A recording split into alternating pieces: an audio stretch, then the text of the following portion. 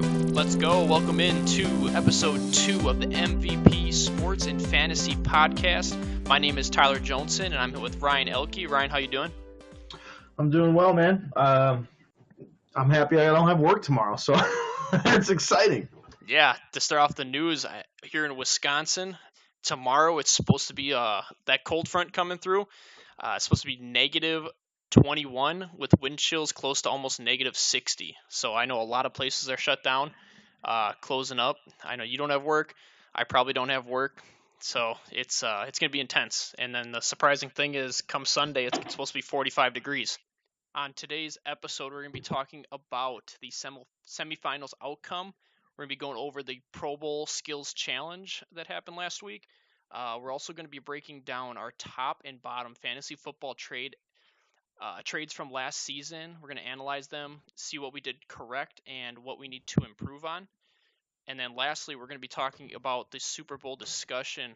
We want to know what the odds are, where they're playing at, whether it's definitely not a factor for that game. We're going to have a great game for the Super Bowl. But besides that, we'll end off with some MLB quick talk from Ryan. He's got some talking points from the MLB. So it should be a great episode. Anything on your part, Ryan? No, let's jump into it. I'm ready to roll. Perfect. Well, then we are going to start off with the Rams and the Saints. What a crazy game. I know there was a lot of controversy coming out of this game, a lot of angry New Orleans fans. But it speaks with the play. It really does. You watch that game, there's plenty of times where a team should have capitalized, especially the Saints, where they come out with 3 field goals. I'm pretty sure it was 3 field goals. And you need to score on at least 2 of those. I know for sure. Yeah, they started the game with 2 field goals. They came out with 6 points. That potentially could have been 14. That would have been a game changer. Everyone's up in arms about the pass interference. I get it, bad call, but like you said, the Saints had plenty of opportunities to change that game around. It shouldn't even came down to that. The thing is, if you're putting the game in the refs' discretion, you know what I mean? Like you never know what's going to happen. I'm a Lions fan, as everyone knows now. So last time they're in the playoffs was against Seahawks when there was plenty of bad calls against them. But the time before that was huge. They played Dallas, and there was pass interference called on their linebacker on the Lions tight end, and they got together and they pulled the flag, dude. Like, how do you pull the flag? It was because the coach was yelling about it, and all of a sudden they pulled the flag in the playoffs. And I was listening to. Well, mic'd up, and they had Matt Stafford mic'd up, and he was just giving it to the ref. He's like, "This has never happened before. How is it going to happen now? I've never seen this happen in my life. You're going to pick up the flag." It's just crazy, man. So, like then and there, in that game, the Lions did have a lot of opportunities to pull away, and they let the Cowboys come back. I think they're up 14 points in that game, and they ended up losing. And it just shows with a play that close, if he throws that flag, it's a bang play. From maybe his angle, he's looking at it. He sees that ball cross along with the hit. You know, if it's going to be that close of a call, and they're already talking about switching the rules around to where they can pull a flag after almost like a challenge, almost like a pass interference or a challenge where he can go back and look at it. And I think that's kind of silly. It kind of takes away. It's kind of like baseball where it takes away that referee. I mean, it's more turning into constantly looking at plays and constantly slowing the game down. You might as well just get rid of the umpires and refs if you want to go that route and just go with computer-based calls, and so nothing can ever be wrong. But, it's the game's happening so fast. I mean, look at these refs. How old are they? They're old dudes, man. It happens so fast. It's just when they break it down on replay, it's frame by frame and all that kind of stuff. And of course, we're gonna see what a bad call. It was a bad call for sure. It should have been caught. I mean, there was 2 refs staring at it. And how you're talking about you don't like the challenge on the flag and stuff like that. I get it, but there's not going to be many overturned unless it's like blatant, which maybe in that situation it would have been. Yeah. But it comes down to it again. Don't leave it in the refs' hands. Well, they had so many opportunities to win that game. I feel bad for Drew Brees and the Saints. That was my pick to win that game.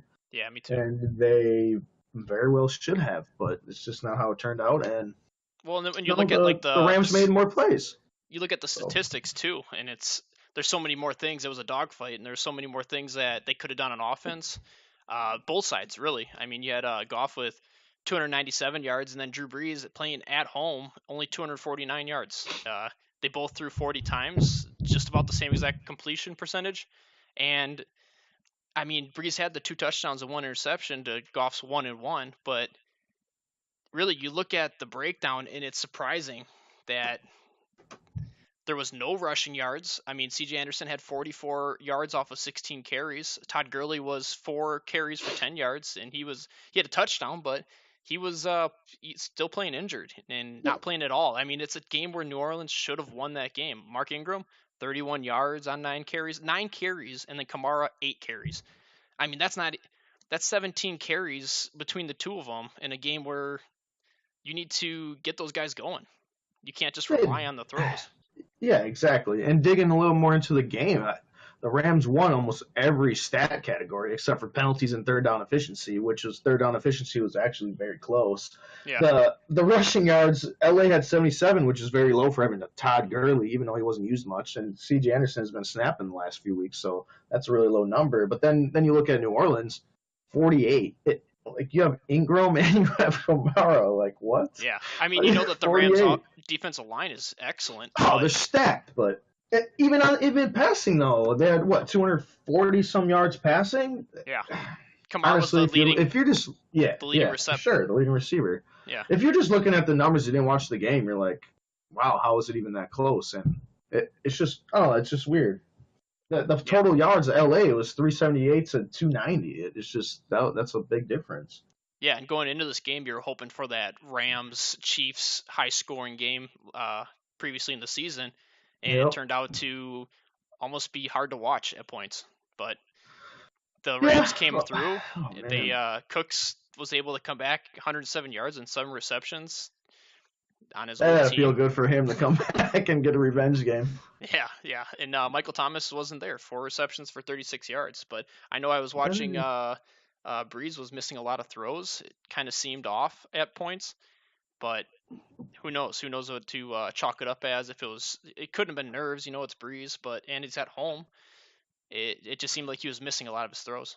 It's hard to chalk it up as nerves. I mean, he's been there before. He's been around a long time. It's tough for him to have not that great of a game. The whole offense kind of didn't have a good game, and I feel like that's what made it.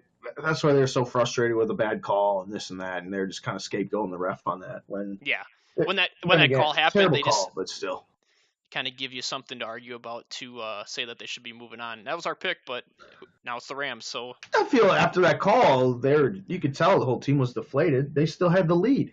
Yeah, you know what I mean. So and then they just gave it away in overtime. Greg the Leg is just a beast. You can't. He's such a weapon. Dude, he made. They don't call him Legatron bombs. for a reason. They call him Legatron for a reason, man. That was intense. That's like when you watch people making free throws in the NBA with like no seconds left, and they're making 2 free throws to tie it. That's some sweat going down his forehead. I mentioned last week that I thought maybe the Rams would lose on a McVay gamble call, but they won on it. That field goal that he kicked, 58 yards, 57 yards. You know, if he misses that right there, the game's over, dude. Drew Brees is getting his 15-some yards. So that was a ballsy call, and it worked out for him. So I got to give it to him, man. The Rams definitely deserve to be there, and I'm not upset over it. It was sad because I wanted the Saints to go, and I wanted Drew Brees to represent the NFC, but it didn't happen, and the Rams are there, and they should be. Yep, and then switching over to the other game with the Patriots and Chiefs, another game going to overtime. We got some excellent games, and this one was fun to watch. It wasn't as cold as we were expecting when they first came out. It was sub 10 degrees, but it ended up being, I think, up in the 20s. So it's still cold, but not that freezing temperature that we were expecting. Yeah, it was a good game, and it is like here's another game where the Patriots basically dominated this game, and total yards 524 to 290. Like that's pretty crazy. It's intense, and they gained, and most of the gap was from those rushing yards. Sony Michel, like we said on the last podcast, we knew that they were going to run Sony Michel, and they ran him for almost 30 carries. That's insane. When he's healthy, Pats are damn near unstoppable. To be honest with you. And I'm excited for Sony Michel next year, even though they have all these running backs they use. But Sony Michel with 30 carries is just in 2 touchdowns, and then Burkhead coming back with 12 carries and then 2 touchdowns. Let's branch on that. I wanna talk about Sonny Michel for fantasy, man. Next year, I'm excited for our league because it's PPR and people are gonna shy away from Michel, and he's gonna be in our league. He'll drop, I guarantee, a couple rounds, and he'll be a steal. He'll be Well, an and RB1. even this last draft, didn't he go in like the 6th round, or he was Yeah, even later I than drafted that? him late in the 8th round, I think. He was hurt Yeah, though. Remember, he had that knee yeah. injury, so people were pretty scared of him. But he comes out and all of a sudden he turns into what we were all talking about when everyone's like, they don't draft running backs, so it has to mean that they're going to use them. And as soon as he was healthy, he got the workload. James White was a dominant force, and then Oh, Sonny you knew Michel. James White was going to be all right though for a Yeah, pass catcher. Not as we didn't think he was going to do as good as this year, but also yeah, I want to talk about as you'll come to know when we get to the fantasy season more. My main strategy is wide receiver 0. I know it's people have been going away from it because running backs have been dominating, but it has worked for me for the past 10 years, and I stick to it and have not changed from it. you want to know what? Yeah, every So year what it I seems yeah, so man, viable. it's what I do because what I did this year, I drafted all the rookies, and I got Aaron Jones late as well. And he's not a rookie, but I took him late. So Kerryon Johnson, Rashad Penny, Sony Michel, they're all on my team, plus a couple other ones, and it worked out. It worked out well. I had 4 dominant receivers, and then throw them mix those rookie running backs in, and then a couple waiver wire pickups, and I was golden. Yeah, speaking of it, next week we're gonna be talking about the waiver wire, and then that leads us over to Damian Williams. He had 10 carries for 30 yards and then 1 touchdown, but then he excelled in the passing game with 5 receptions, 66 yards, and 2 touchdowns. So That's where he did his damage. he had 3 of the 4 touchdowns for KC, and he's looking to be a great pickup for next year. And Oh, he's gonna be great. He helped me win a Super Bowl, and I got picked him up in week 13, 12, yeah, I don't around there. yep, But and he's a if people steal. continue listening to our podcast, we're going to be coming out with those episodes telling people because I picked him up in my championship team as well, and I was stashing him behind Hunt, and we'll kind of go deeper into that next week. But yeah, it was definitely you had Spencer Ware there, and everyone kind of shied away from Damian Williams, and look at he comes out as the new Hunt. So No, he's like I said, he jumped right in his shoes and has done just as. I mean, they haven't lost a step. We'll just put it that way. yeah. He fit right in. And for your guess from last week, I heard that you said that Rob Gronkowski was probably going to score a touchdown. Yeah.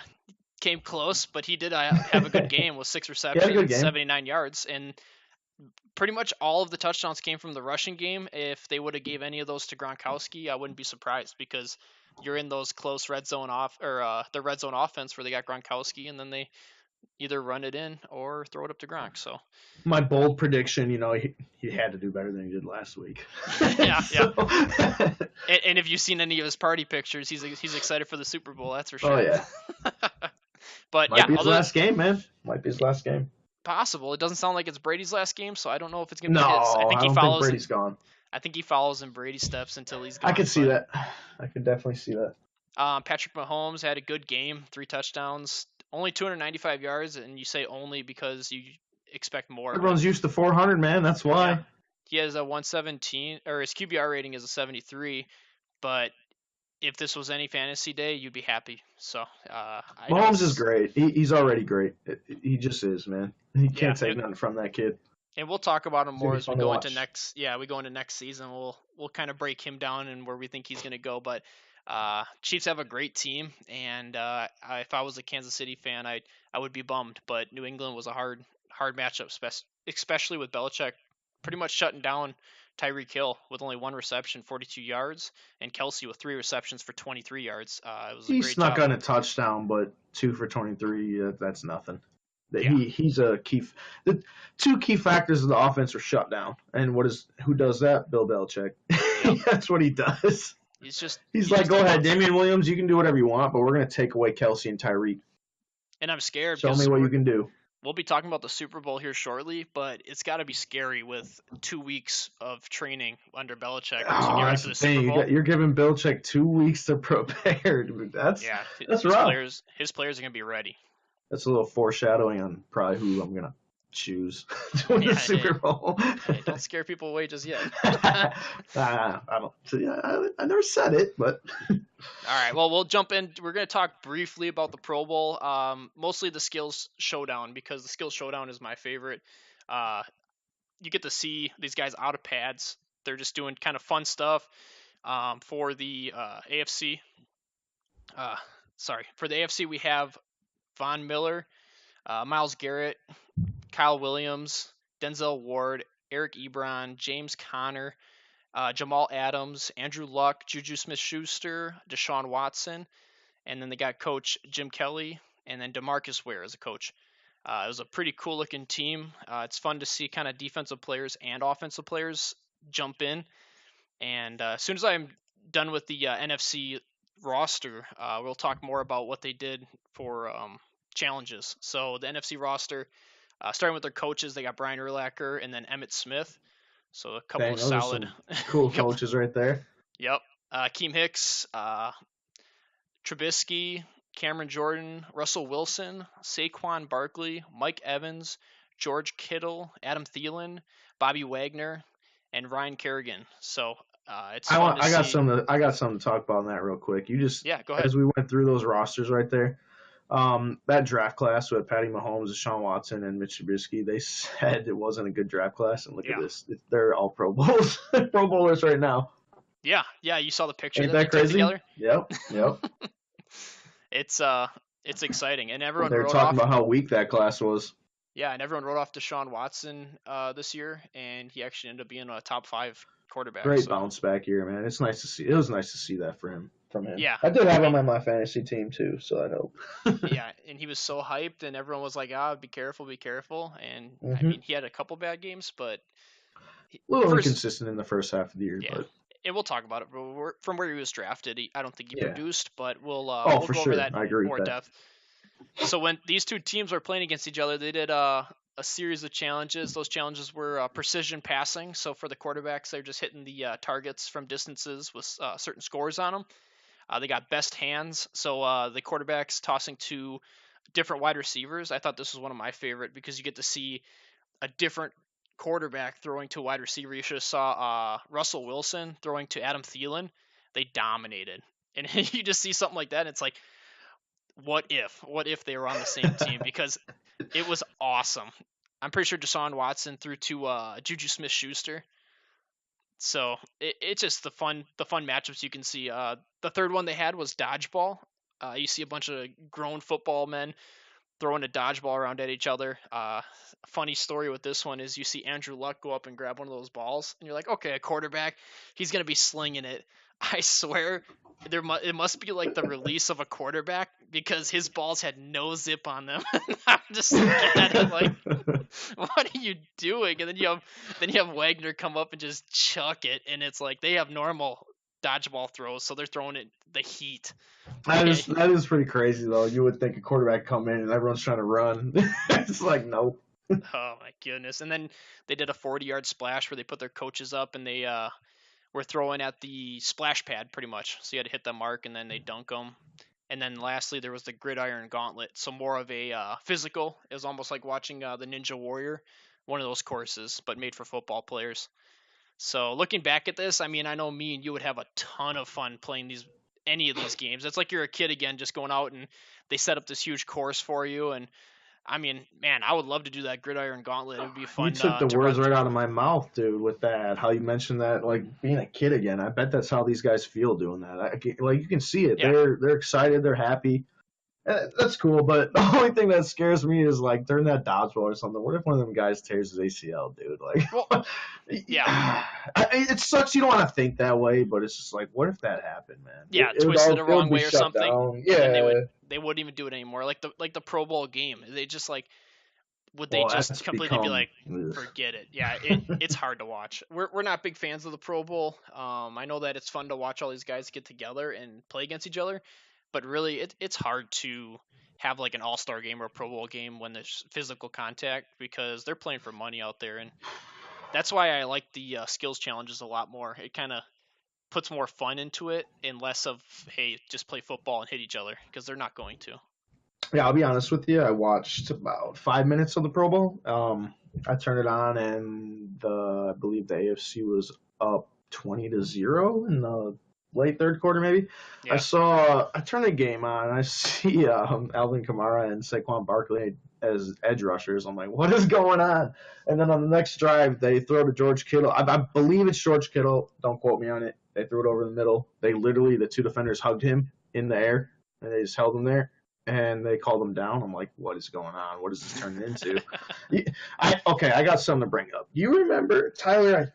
You had to have seen this, where the late great Sean Taylor just lights up the punter, dude. Yeah, on the sideline. That's insane. And then the punter jumped up instantly. Yeah, and went to go get in his face. I'm pretty sure he gave him high five and stuff. I literally think he did. He was when he jumped up, cool it looked like he was mad, but then all of a sudden he was like, cool. He's like, oh, good hit. That's like, good hit. Yeah. You know, that's what I miss. Sean Taylor right there. Just that, man. Playing the game, and I get it. You don't want to get hurt, but then cancel the damn Super Bowl. I mean, the Pro Bowl. Then you know what I mean. Like, if you're not gonna play, what's the point? Just do the, maybe get rid of the the Pro Bowl and just stick with the skills challenges and maybe go a little more in depth with those. Yeah, you have the full teams and then just do the challenges on it. Yeah, no, for sure. So moving on, then I just wanted to kind of briefly touch on the Pro Bowl. It's fun to watch for talent wise, but then you get back into the swing of things. We're going to talk about our trades, kind of what we did during the previous season. We'll break down a few of them. Maybe later on, we'll actually go more in depth. And we're just going to cover a couple of them. Just kind of go over what we did, what we were thinking, and what we're going to go over as the season goes next year. Just to give everyone a heads up on who to go for, and it shows in our trades. So, Ryan, if you want to lead off, I know you have 2 or 3 good, and then a few that didn't work out, but you got to take those shots. So. Oh, for sure, man. You're gonna hear my 2 bad trades, and they're pretty damn bad. But you win some, you lose some. So me compared to Tyler, I make a lot more trades than him. So it's gonna happen where I'm gonna lose. I'm gonna lose more trades than you probably, Tyler. That's just because I make a lot of trades, but I'm also gonna come out on top on a lot of them. Yeah. And that's what happened. That's why I had pretty good success this year. And I'd say my best trade, Davante Adams finished as the number 1 receiver, I believe. So I got him in a trade for Stefon Diggs straight up.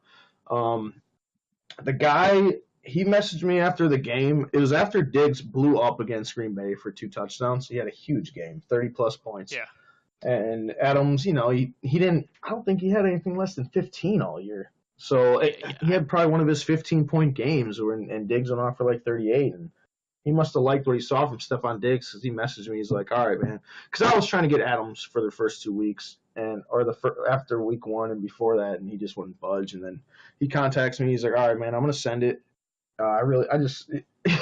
I'll send you Diggs for Adams. I'm like, okay. I was like, I'll take Adams all day. Like, obviously I'm not going to tell him that, but I accepted. I'm like, hell yeah, let's go. And he's like, honestly, dude, I didn't want to tell you how much I wanted Diggs, but I really wanted him. And I'm like, okay, I wanted Adams, fair trade in my book. I'll take it. And it's easy to see, like, since we're all Wisconsin kids, everyone wants to bash Aaron Rodgers. And if Aaron Rodgers looks bad, they kind of discredit the number 1 receiver in NFL. Mm-hmm.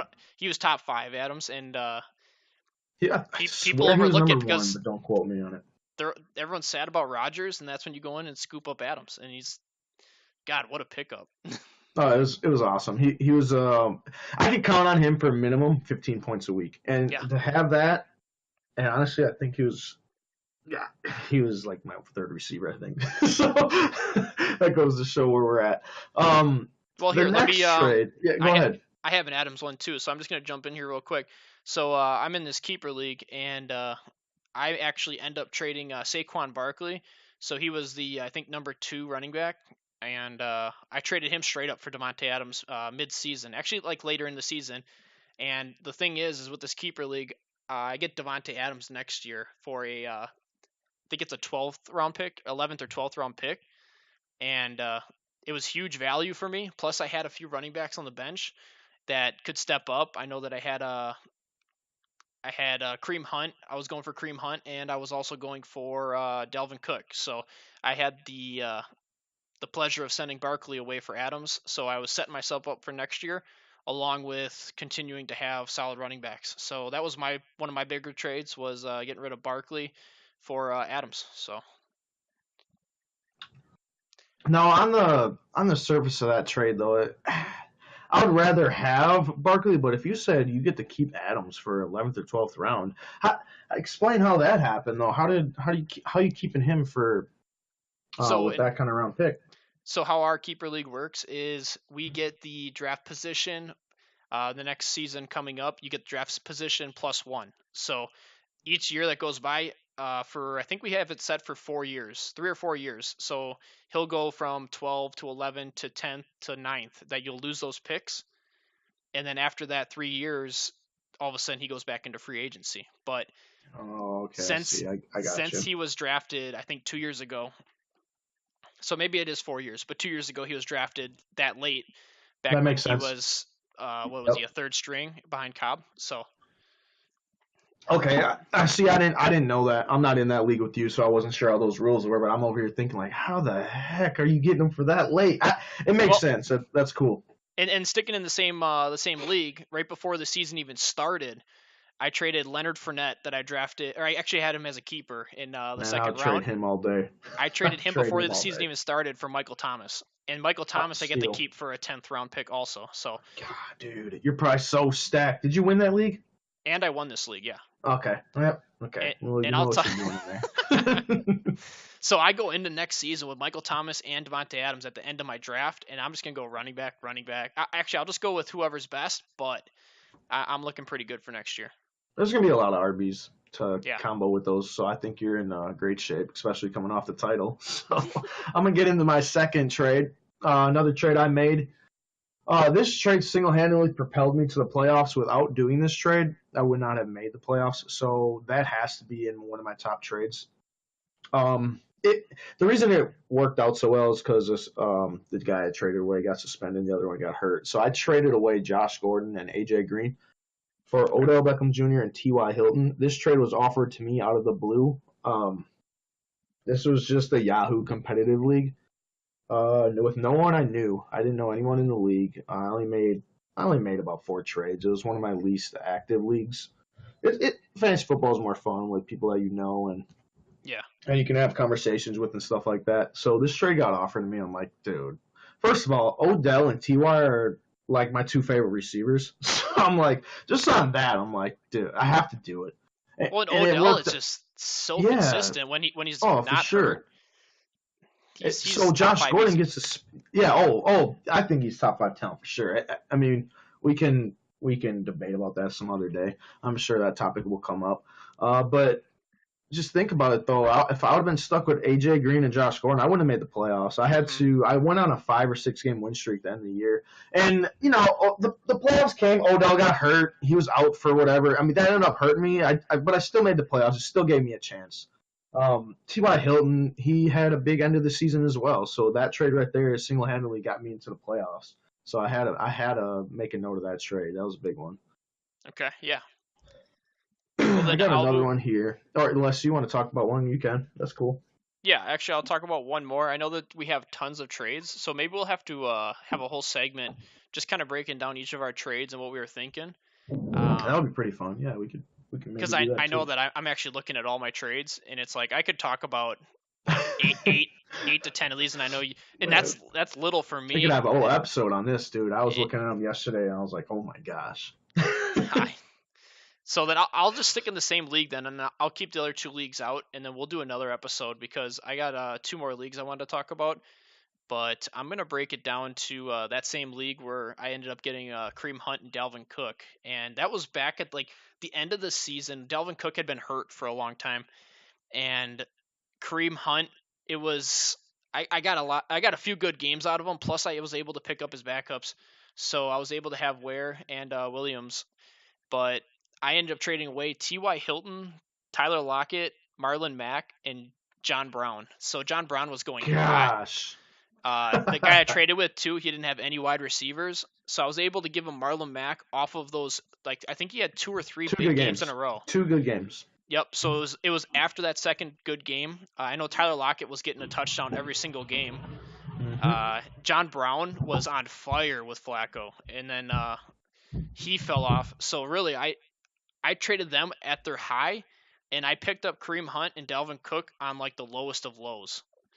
And it ended up looking pretty even at the time. And then I look at it trade now, and it's just unreal how you can get these Well, trades. look at that trade though. You traded it for the possible upside of Dalvin Cook. You didn't know how he was going to be, and you took Kareem Hunt, which ended up being the bust of the trade, and Dalvin Cook was the savior. Yeah, So which helped you is you picked up both of Hunt's backups, which filled right in for him. So you got 2 RB1s out of that.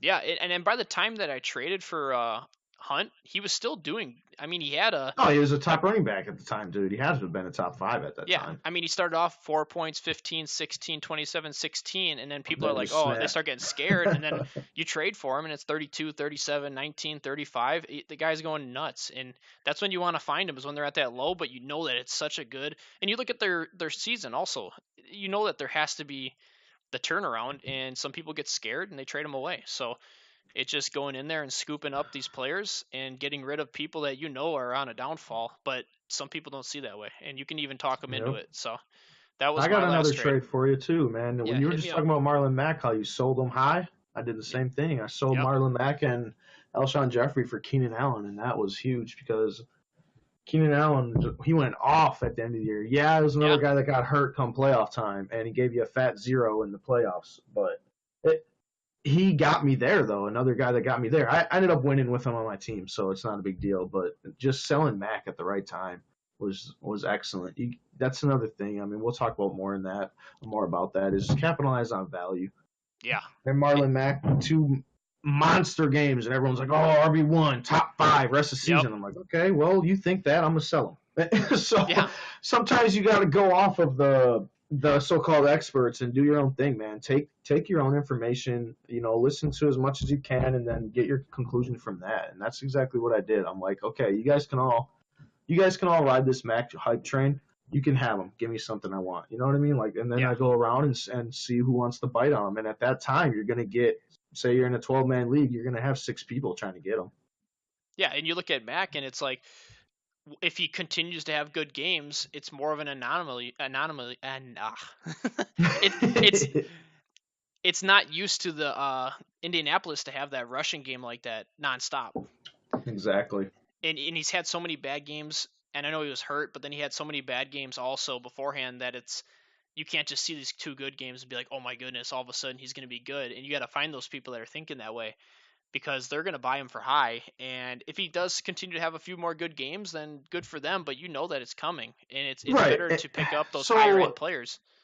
Oh, for sure. Marlon Mack, I mean, often 2 good games. I was thinking maybe he'll be pretty solid, but then again, he had that nagging hamstring injury all year too, so that was another factor. I'm like, so what he did was he bought Trey Burton, all his hype, and Carson, and swapped them for Travis Kelce for some reason. I'm like, yeah, dude, I'll take that. And then Kelce had a bad week 1, and I really needed running back help. So I was like, dude, I'll take Shady. He should be getting at least 12 points a game. Yeah. And so I did that, and then Fournette gets hurt, and TJ Yeldon becomes an RB1, high end 2. I'm like, oh, man, that trade it really got me. But then again, like I said, I make a lot of trades, so I dug out of that fairly quickly and turned my season around. And once again, that's the same league that I won. And so, I mean, I can't dwell on it. I mean, I won the league. It was a bad trade. I'll learn from it. As it goes on, I might cut down on my early season trades just because it is kind of a crapshoot. I mean, I feel like for the most part, you know what they can do and stuff like that. Yeah. But every year there's these wild card guys, and I don't want to just accidentally throw one of them guys in and be like, damn, I could have had them. Well, and I feel like the early trades too are more of a dart. It could go either way. That's the thing. It's literally exactly because you traded away heads or tails. Yeldon, who's just a backup, and everyone was praising Fournette that they have this great season. So really, you're looking at him as maybe he's going to be a free agency pretty soon because someone's going to drop him. And then the funny thing about the trade, man. Oh my God, Kelce's a good. Yeah, I was just going to talk about Kelce being like a top tight end, but he's not like at the time the Gronk tier, Ertz tier. He was kind of somewhere down mid 5-6. So he was looking good. good trade at the time. Well, I remember when I made the deal, everyone's like, "Oh, you robbed him! You robbed him!" You know, because Kelsey had a bad game and it was his first game with Mahomes, and he really didn't target him much. And everyone's like, "Oh yeah, he's shying away from the tight end and this and that." That's too early to come to those conclusions, man. Yeah. Give it a couple weeks, and everyone's like, "Oh, you got dominated on that trade." I'm like, man, you guys are just the same guys saying that I completely won that trade just a couple weeks ago. Like, this is the reason why you can't judge the trade like that right away. You got to give it 5 weeks, something like that. You know what I mean?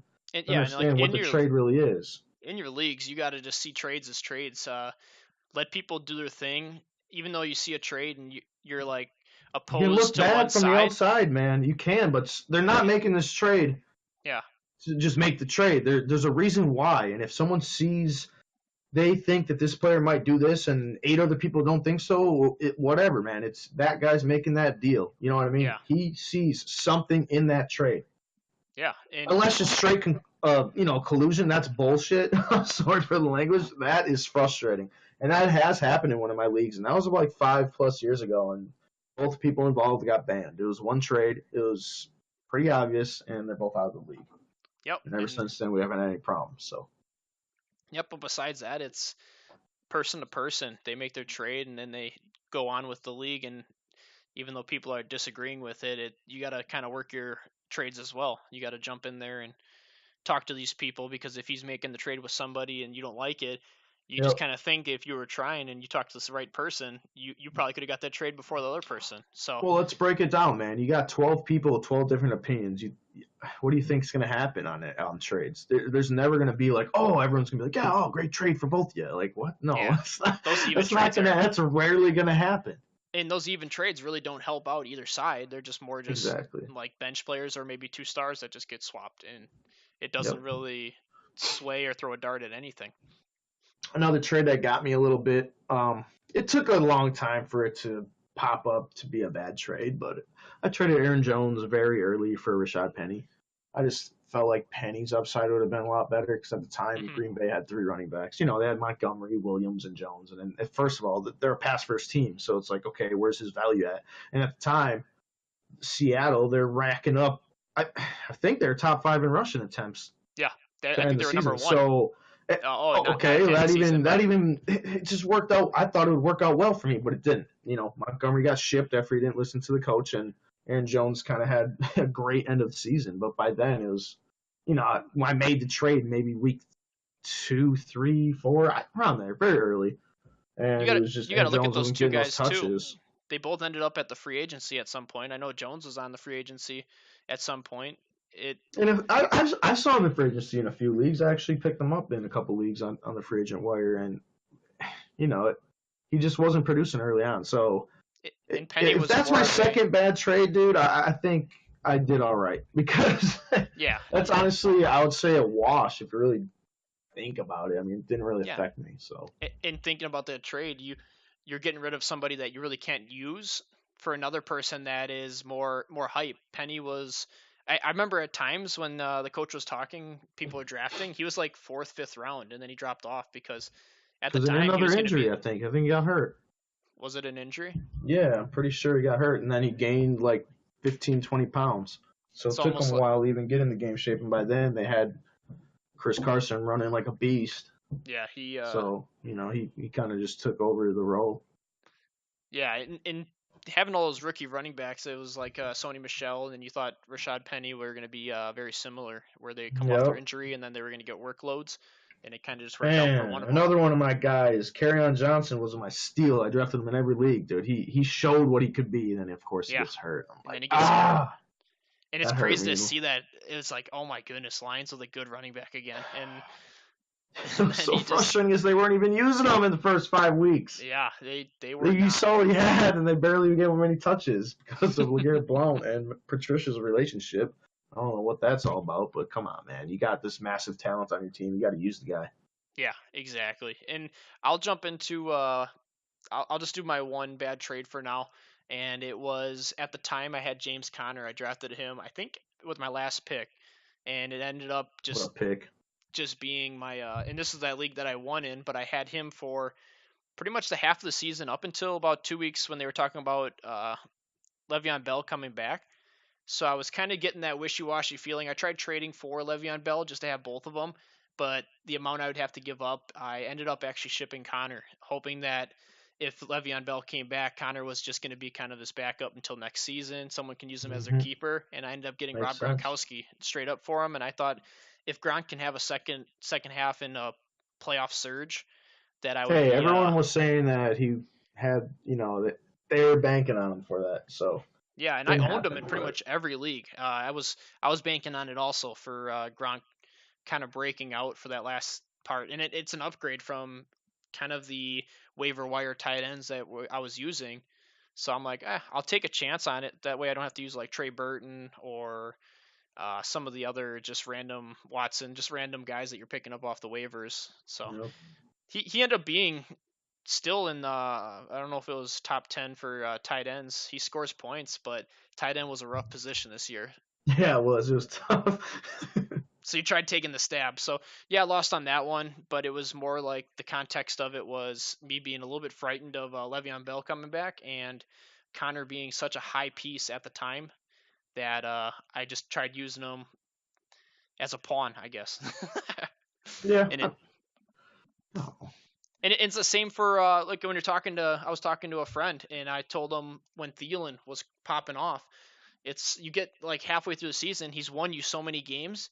You should use that, trade him away, and it's kind of the same with Connor, where if Thielen continues to do good, then he'll help out, but then you'll get some assets in return. But with Thielen, it's like how many games he's had in a row that were just excellent. Dominant. You need to use that as like the pedestal. He was the number one wide receiver. Go get yourself someone a little bit more consistent that you're not scared of falling off. Because I'd rather have. Oh man, you're talking about Thielen, dude, and he got me. So I made a trade at the deadline, literally right before the deadline closed. And after it was made, everyone was calling me like, "Oh my God, you robbed him! How did you do that?" Blah blah blah. And so what happened was, I got Adam Thielen. I traded away Ty and Aaron Rodgers. So yeah, it ended up not working out. Well, in Ty, he's kind of a boomer bust. He's been pretty good. Aaron Rodgers has played mediocre. I mean, he was almost a waiver wire quarterback this year. So you were just banking on him to continue, and you were probably just adding on to your already great team. I'm pretty sure. Yeah, so that was rough though. It was just like I thought it was a steal of a deal, dude. Pulled it off at the last second to just push my team over the edge. Like, nope. It turned out that Ty was the better guy to have down the stretch. And a trade like that too, I still feel like he could have got a lot more for Thielen. Yeah, it was just he was desperate. He needed to move Thielen because he had that bye week and he couldn't afford to lose that week. So he had to make a trade, and no one was offering him anything, dude. So I came in and I'm like, dude, I'm going to throw this offer out, see what happens. It was like, if he accepts it, he's accepting it. If not, he's going to sink with him. And he pulled the trigger, and and those are the people. If he had Thielen, he should have been the aggressor going out and looking for trades. If you're waiting for people to offer trades, people don't know what to give you, and then exactly. But what costed him was he waited till the very last second where he had no leverage. Everyone knew he had to trade Thielen, or he was basically an auto loss for next week. Yeah.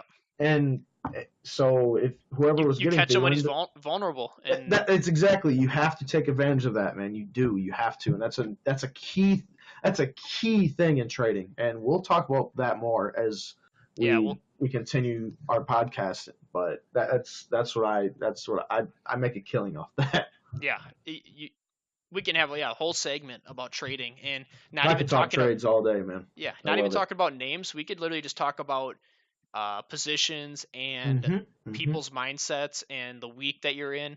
There's a lot that goes into trades, but so many factors, dude. So many factors. And I was talking to a guy in one of our other leagues. It was actually Tay. You know who I'm talking about, Tyler. He was just asking. He's like, "How do you do it?" And I was messaging him and breaking down. He's like, "Wow, dude, I never really thought of that." He's like, "Thanks, man. I'm gonna try that." And he came back to me 2 days later. He's like, "Dude, you got to see this deal I got." And he made a great deal. I can't like think of it off the top of my head, but he did message it to me, and I'm like, "Dang, dude, heck yeah, man, that's a great deal." Yeah, like, I used what you told me and it worked. I'm like, "Yeah, see it."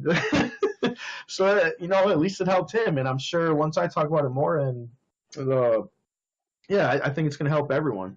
Yeah, Honestly, I mean, if people don't think about the psychological uh, decisions you make, and you kind of read your hmm opponent on a yep. psychological level, where you kind of figure out what they're thinking, how they're feeling, and you can judge on trades. And once you break it down, you can make it very easy for someone who doesn't make a lot of trades in a season to all of a sudden see his players less as players and more of values. And then you can Oh, for trade sure. for other values, but in reality, one person's lower, one person's higher. You're trading for that higher person, but in the other person's eyes, they're vice versa. I'll have strategies for two different types of leagues. So you're gonna have the leagues where you're running with your buddies or your people that you've known for, like our league, 10 years plus running. Hmm. And you're gonna bring different strategies into that than you're gonna do into a league where you barely know anyone because, Yeah. like you said, you have to know how they think, you have to know how they run their team, you have to know, how they're gonna value players after certain games. All those go into factors, and not knowing people, you're not gonna know all that stuff. So you're gonna have to base it on stats, and you're gonna have Yep. to probably basically you're gonna have to do a lot more digging and fighting to get what you want in those kind of leagues. But Yep. it's still possible, and I've pulled a few off, so we'll talk about that another day. Yep. Perfect. But Well it's then, it's, it's possible.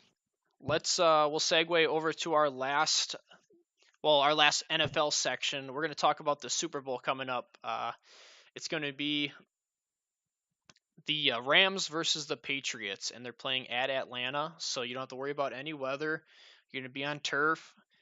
Two incredible teams. It would have been interesting to either see Breeze versus the Patriots, or it would have been fun to see the rematch, the Rams versus the Chiefs. So having That the would have been Rams cool. versus the Patriots is just kind of an interesting matchup where you have a more technical team in the Patriots with Brady kind of not as his like 100% self, but more of a tactician versus the young Goff.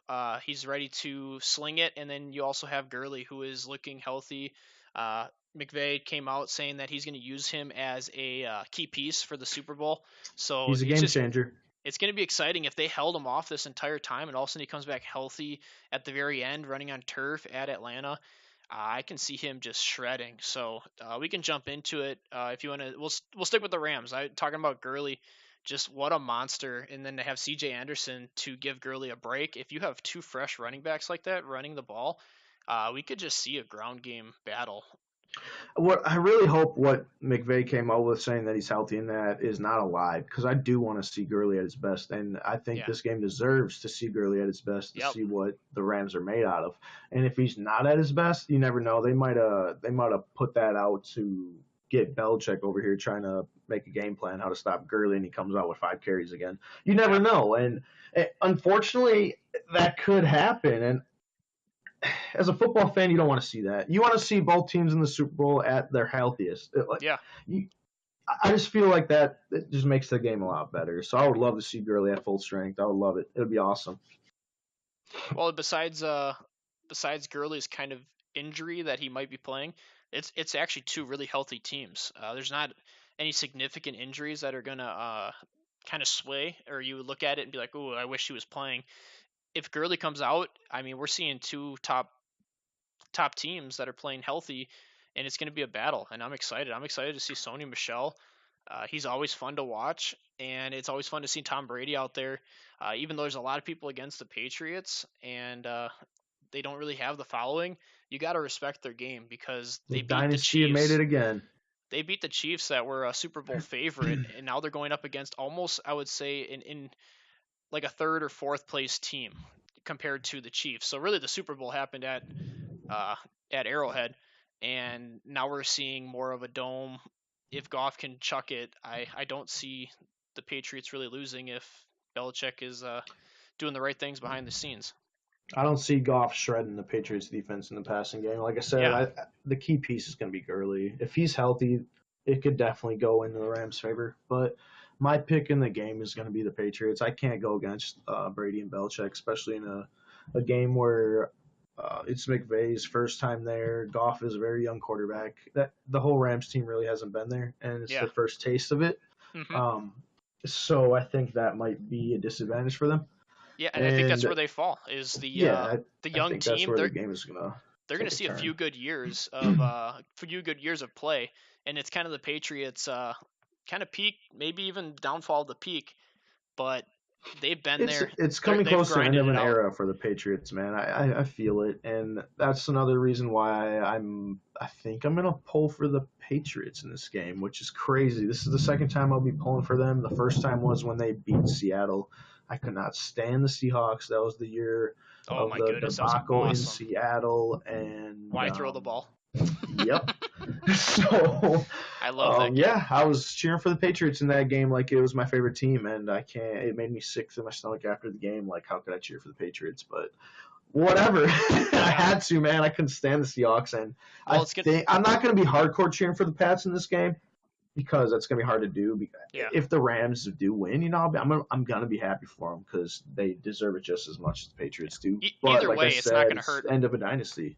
Yeah. It's coming to an end, man, and I think they deserve to go out on top. And I want to be able to tell my kids and grandkids when I'm a lot older, like, hey, the Patriots, man, you guys, Bill Belichick and Tom Brady, they're going to be like, oh yeah, I've heard about them, and let me hear more. It kind of like Bart Starr and Vince Lombardi, man. Yeah, and what's going to be fun is that either way, it's going to be two teams that whoever wins, it's not going to hurt to see one team lose. And I know that us cheering for the Patriots slightly will be along with the New Orleans fan base because I know they're going against the Rams. Yeah, you can feel the hate flowing, and it's funny. But I look forward to Cooks again, back to back redemption games. Oh, look at that! Yep, redemption game. And, I didn't even think about that. It's funny you said that. Yep. And really, I have a feeling it's going to be more of a ground game. I know that they have been putting sneaky numbers. The Patriots have been putting sneaky receiving numbers up without any touchdowns. But you see Edelman out there with 100 plus. You see Cooks out there with 100 plus, and I think their passing games are very similar because they have not a lot of passing touchdowns as of recently, but they get those yardage to get the running backs in position. So it's going to be a pretty even game, and I look forward to it. I'm going to watch every second of it. I can't wait for us to talk about it next week. Yeah, it's going to be an exciting Super Bowl, man. I'm excited for it. It's so hard to say I want the Patriots to go out on top. It's not like they're done though, so it's kind of crazy because they're not just going to be like, oh, we're going to retire and leave. Like, nah, I don't see that happening. They'll be back again. Yeah. I mean, Brady's already commented on staying. Yeah, it's just they're so old now, and the team is amazing though. It's just so hard to go against them. So I guess we'll see. I know that we're both pulling for the Patriots. The Patriots are projected to win by 2 points as of now, and the over/under was right around 57. So we're gonna have a slugfest. Pretty sure it's gonna be a ground game. It's gonna be awesome to watch, and I think that's all I have to say about the Super Bowl. You have anything left you want to say, Ryan? No, I think it's going to be I think it might be another close game though. I don't think it's going to be a blow in any way. I wouldn't be surprised to see an overtime game again. Yeah, speaking of overtime, can we talk about that a little bit? Yeah, I want to get that off my chest. I know before we started, we were talking about it. So yeah, let me know and let the people know kind of what you think of overtime. So overtime in the NFL. I mean, there's a lot of argument about it, but I just feel like for overtime, if a team gets the ball in overtime, it's dependent on a coin flip for one. That's I don't like that. So if you call heads, you get it right. You give Tom Brady the ball, he goes and scores a touchdown. Game's over. Everyone's going home. Super Bowl's over. Whatever. I don't like that. So I feel like it should go more of the college way. Not saying you should start at the 25 like in college, but maybe start at the 50 and you get the possession. Whatever happens, happens. You can get a field goal or a touchdown. Either way, the other team gets the ball. They get a chance. They get it at the 50, and they get the field goal or the touchdown, whatever. And you just keep going. There should never be a tie ever. That's stupid. And they should play it to the end, man. And why they shortened overtime this year to what, 10 minutes? It's not even a full quarter anymore. Yeah, I guess they were just assuming that either the people want it done sooner, like how MLB games, they've been cutting it down to make it quicker, or maybe I because know they're worried rules. about them guys being out there more and more injuries can happen and stuff like that. But it's like, what? It's kind of the name of the game. Yeah, he signed up to play a man's game. Yeah, But that's another subject we can get into. I just feel like overtime can be there should be adjustments. Yeah, and looking at how college has been doing it for so long and it's been so successful, it makes sense. You remember the NFL when they this was only a few years ago. If you got the ball in overtime and kicked the field goal, you won. Yeah, and that's it's crazy horrible. to think about now. It's such a bad rule. You think about it now, and it's like, wow, they actually played it that way.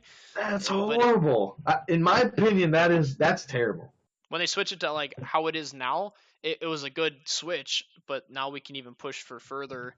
Yeah, everyone, like even me right now, you can do more. You can always do more, and we want to see some offenses going at it. We don't want to see one good offense all of a sudden win a 50-50. I just don't want to see a game end on one possession in overtime. The other team deserve a chance. Yeah. Like that Chiefs game, Mahomes brought them down in under a minute to kick a field goal, and then he doesn't get a chance at the ball. I might sound like a salty Chiefs fan, but I'm not even a Chiefs fan, but I wanted them to win the game, yeah, but it was tough to see that. He didn't get a chance. But then again, Aaron Rodgers, plenty of times he didn't get a chance in OT, like against the Seahawks game. They scored without Aaron Rodgers touching the ball. The Falcons, was it the Falcons game? Well, that's what we're talking about. No, that was the Cardinals game. The Cardinals game, dude, where Larry Fitzgerald caught that screen pass and went 80 yards to the one, and they scored on the next play. And that was, to get to overtime, Aaron Rodgers threw 2 straight Hail Marys to Jeff Janis to get in overtime, dude. And he didn't get a chance. That's what hurts. Yeah, and maybe I'm biased because of that kind of stuff, but that's just how I feel. What about you, man? What do you think about the OT? Well, and just piggybacking off what you're saying is the teams that go into those overtimes, if all of a sudden you make it to overtime and you have the weaker defense, you're really just playing a flip of a coin, because you know that whoever gets it is most likely going to be scoring. Like the Chiefs, you have really weak defenses. Like the Packers had a weak defense. We flip a coin and we don't win it. Well, we're not going to see Aaron Rodgers get to throw a football. Yeah, you're just going to see him holding his helmet. Yeah, just turn the TV off or start going to your car. But yeah, it's something we can definitely elaborate on, and more of like the NFL and the pace of the game. I just feel like it's something they can talk about and maybe think about some changes. Yeah. So I'm not saying what they have is terrible, but I just think it could be better. Upon. Yep. All right. Well, Super Bowl, we're excited, and we will touch back on that next week. Moving into the next segment and our final segment, we'll kind of just do a quick one here on Ryan's quick MLB talk. We want to hear kind of what's going on. For MLB fans, man. Yes, and then we'll kind of shoot more for MLB as the season gets closer and the NFL season comes to a hold. So.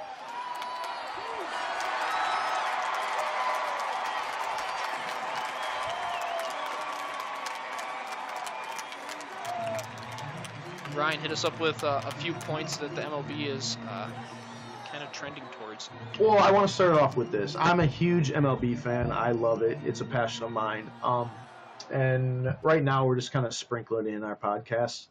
Over time, as we gain some listeners and you guys throw in some topics, and if you want to hear about it more, we can definitely there could be talking about this. We can get, like I said, if you listen to last week's, we can get a lot more in depth with teams and suggestions and stuff like that. Like I said, I can break down teams, whatever. But for now, we're just going to shoot the top rumors and stuff like that, and I'll talk about them a little bit. The hot rumor right now is potentially Bryce Harper to Philadelphia. I actually called that move 2 years ago, which I feel good about. I also I was at NLCS Game 1 in Milwaukee, and I called Grandal to Milwaukee, and two fans turned around and laughed at me, and I said, "Okay, you'll see."